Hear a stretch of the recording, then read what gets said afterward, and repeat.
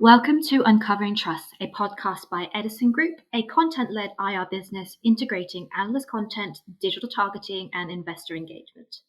Each episode will uncover the distinct features and the latest developments of a selected listed investment company. So tune in to find interesting investment ideas and to stay on top of what is happening in the investment company sector. I'm your host, Suki Thompson, and today I'm joined by Milosz Papst, Director of Investment Trust Content at Edison Group, who will talk about Princess Private Equity, ticker PEY. Milosz, thanks for joining us today. Hi, Suki. Great to be back. Please can you start by providing a high-level introduction to the trust for those listeners less familiar with the fund? Sure.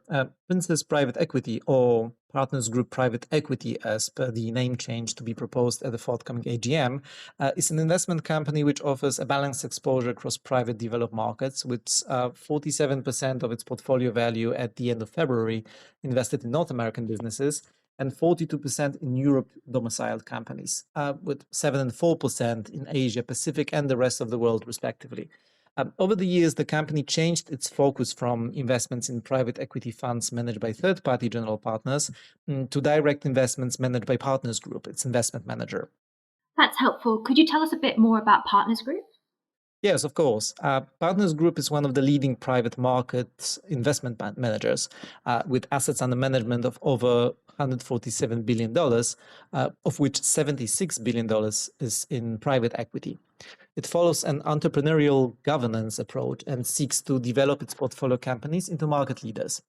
Its operational improvement capabilities are based on its team of more than 1,900 professionals, including more than 500 investment professionals across 20 offices worldwide. They are further supported by a network of over 200 operating directors and industry advisors. Thanks. And does Partners Group have a sweet spot in terms of sectors it invests in? Yeah, so Partners Group's investment strategy is centered around identifying attractive transformative trends across, 40 to 60 specific themes in various foundational subsectors of the real economy within four verticals: technology, health and life, goods and products, and services. This makes the portfolio of Princess Private Equity quite diversified in terms of sectors, with 29% of its holdings by value at the end of 2023, representing a diverse set of industrial businesses, followed by healthcare with 24% of portfolio, which includes pharma companies, contract research organizations, as well as healthcare services providers, among others. The company's healthcare allocation, by the way, is visibly above the MSCI World Small Cap Index of around 10%. IT represents another major sector exposure with 12%, which is broadly in line with the MSCI World Small Cap Index. Here, I would note that more than half of the company's portfolio is invested in buyouts classified by Partners Group as small or mid cap, which we believe have several advantages over large or mega cap deals in the current environment. Firstly, many of the acquired companies have not been owned by private equity before and are low-hanging fruit in terms of value creation. Secondly, portfolio exits are less dependent on the IPO market, with more trade sale and sponsor-to-sponsor opportunities. Finally, small and mid-market deals are less reliant on funding through syndicated loans, which has been muted over the last year, and also often involve less leverage versus large and mega cap buyouts. That's really interesting. And how has this been reflected in the revenue and earnings growth across the company's portfolio? That's a very good question. The favorable sector mix, coupled with Partners Group's value creation activities and buy and build strategy, has allowed the company's direct investments to consistently deliver double-digit percentage annual revenue and EBITDA growth, which includes both organic growth and through M&A, since 2015, except for 2020 due to the COVID-19 pandemic. In 2023, it saw a 13% revenue and EBITDA growth across a sample of its portfolio, making up 88% of its NAV. This was achieved at an average EBITDA margin of 25%, which Partners Group notes is well above the average for public equities. That's encouraging. But how about the company's recent portfolio exits? I believe that realizations across the private equity sector were quite muted last year. Has this changed more recently? That's true. Deal activity across global private equity markets has been impaired by interest rate normalization and macroeconomic headwinds. However, we have seen signs of a revival in M&A activity in recent months. For instance, Reuters recently indicated, citing the Logic data, that global M&A volumes in the first quarter of 2024 increased by 30% year over year, mostly on the back of a pickup in mega cap deals. And according to the global management consulting firm Bain and Company, global M&A activity in 2024 should be assisted by the high volume of assets whose sale was delayed in 2023, including non-core assets of corporates and mature investments of private equity funds. Now, the exit activity of Princess Private Equity was muted last year as well, but I believe that it has a good pipeline of holdings that may be ripe for an exit. Around 31% of its direct investments at the end of 2023 were held at a total value to paid in multiple of 2 times or more, of which 16% held at 3 times or more, which is already broadly in line with the returns normally targeted by private equity funds.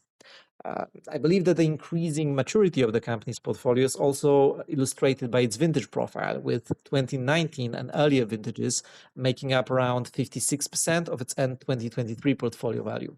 I presume that higher exits could support the return generated by the company. Yes, I believe so. If the pickup in global M&A volumes witnessed earlier in 2024 continues, it should support the company's exit activity.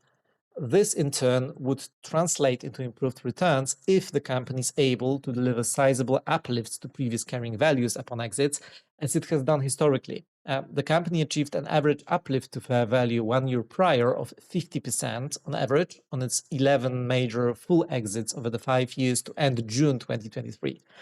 However, it is worth keeping in mind that higher interest rates and macro uncertainty could somewhat limit uplifts to previous carrying values for realized investments, as for instance illustrated by the company's Civica deal last year, as this software business was realized at, well, roughly the same valuation as its fair value 1 year prior. On the other hand, the company recently agreed the sale of SRS Distribution, a US distributor of roofing, landscaping, and pool supply products, to the Home Depot, at a valuation implying a significant 31% uplift to the end January 2024 carrying value, according to our calculations. And how about the company's historical performance record? Well, the company's 5 and 10-year performance to end February 2024 of 9.2% and 11% per annum in euro terms, in NAV total return terms, was ahead of the MSCI World Small Cap Index.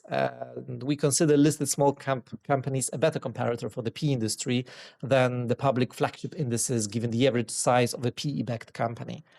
Investors normally expect PE investments to outperform public equities, given their distinct risk profile.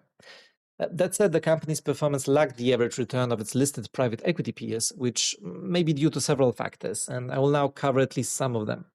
Firstly, the company has had a lower exposure to IT than some peers, and this sector performed particularly well on the back of the digitalization trend, especially after the COVID-19 outbreak. Secondly, its NAV total return in 2021 stood at 19.4%, which, while solid in absolute terms, was below peer average, partially due to a material cash drag stemming from record high disposals, which was only partly mitigated by a temporary allocation of the excess liquidity to senior loans.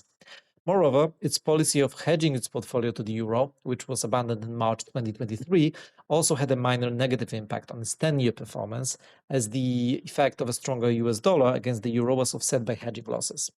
Finally, its 10-year performance also captures part of the transitional period when the company moved away from the legacy fund investments to direct investments. Let's now maybe turn to the company's distribution policy. Sure, this is a very important part of the company's investment story.